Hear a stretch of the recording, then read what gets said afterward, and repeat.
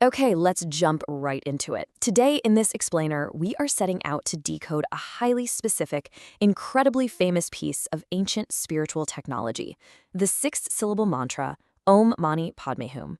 But we're not going to look at this through the lens of rigid religious dogma. Actually, we're stripping all of the mystique away. We're going straight to the source material to uncover the literal acoustic physics, the biomechanics, and the psychological framework that makes this tool, well, actually work. But before we get into the literal physics of it all, we really have to talk about the psychological baggage most of us carry around. Just picture this. You walk into an incredibly ancient, pin-drop quiet, sacred space, like a centuries-old temple. You feel this immediate sense of awe, right? But honestly, usually that awe is instantly followed by a massive wave of anxiety. Your inner monologue just turns into absolute panic. You're thinking, am I standing in the wrong spot? Is it deeply disrespectful if I, cough right now? We have this heavily ingrained expectation that accessing anything spiritual requires this flawless execution of rituals in a perfectly pure environment. And if the environment isn't totally pristine, we just assume the door to that ancient power stays locked. Well, the source texts systematically destroy those exact anxieties. I mean, there is a whole section dedicated just to busting these spiritual urban legends. The texts explicitly state that you can chant this mantra while you're eating meat, late at night, or even silently in your head while you are literally sitting in the bathroom. No joke. And doing so will absolutely not attract negative energy. Why? Because we need to completely reframe how we view this tool. It is not some fragile, fussy ritual that breaks if you happen to sneeze. As the sources point out, you should picture it more like a heavy-duty titanium wrench. It doesn't matter if you are in a sterilized aerospace laboratory or if you're covered in mud trying to fix a tractor in a ditch. The wrench functions based on its own structural integrity, not the cleanliness of the room. When your mind actually achieves focus, your mind itself transforms into the sacred space. All right, moving on to section 2, a biological speed bump, or how 6 syllables became 7. So, once we realize we are free to use this tool anywhere, we have to figure out how to actually use it. And that requires looking at its massive journey across linguistic borders. This mantra originated in India and was spoken in Sanskrit before it traveled all the way across the Himalayas into Tibet, China, and the rest of East Asia. But look closely at the math here. The original Sanskrit pronunciation is universally known as the six-syllable mantra, Om Mani Padme Hum. But as it integrated into Chinese traditions, the localization shifted those sounds to Om Mani Padme Hum. That is 7 distinct characters. So, if a 6-syllable ancient formula suddenly grows a 7th syllable, did the technology get watered down? Like, did it break? The answer actually lies in human biology. The crucial point here is what linguists call a consonant cluster. If you zoom in on the Sanskrit word Padme, right in the center you have a hard P sound colliding directly with an M sound. Ancient Chinese dialects, for the most part, simply did not utilize consonant clusters. Their linguistic framework just didn't string hard consonants together like that. So for an ancient Chinese speaker, transitioning instantly from a P directly into an M wasn't just a mispronunciation, it was a literal biological speed bump.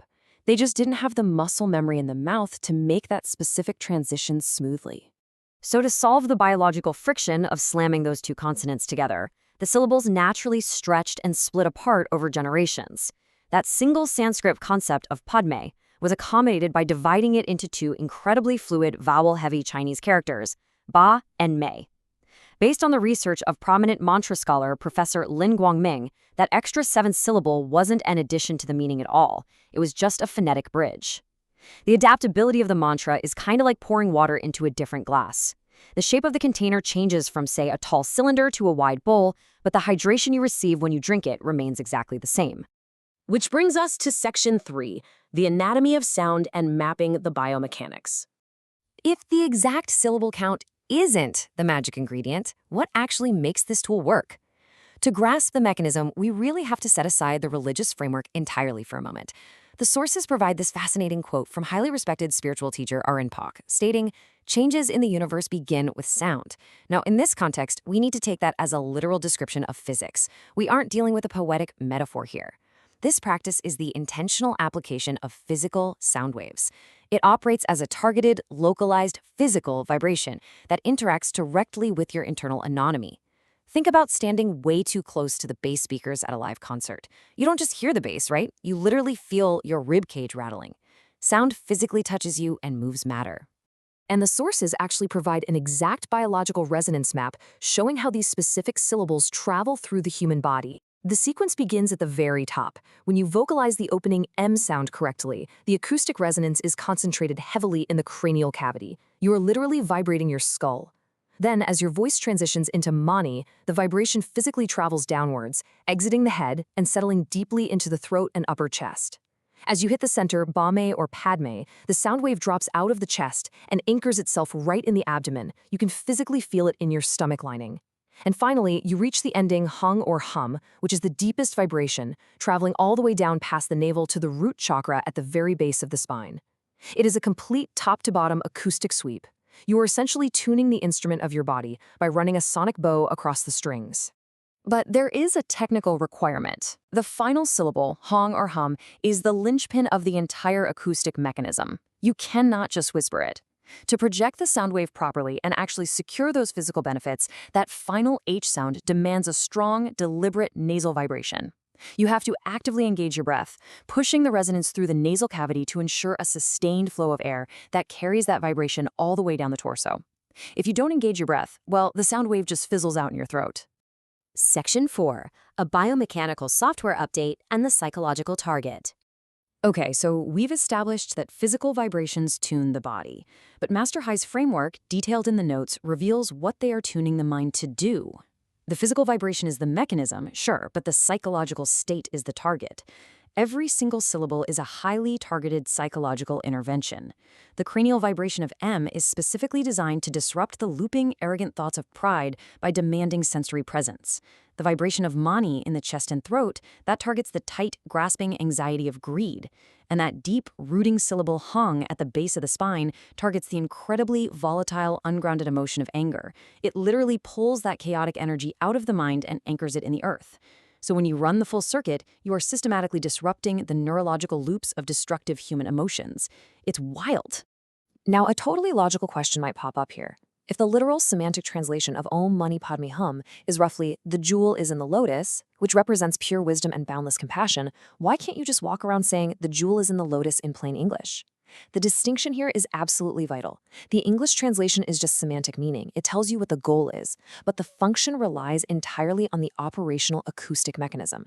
Reading the English phrase is like reading a blueprint for a house. Chanting the exact phonetic syllables is like actually picking up a hammer and building the house.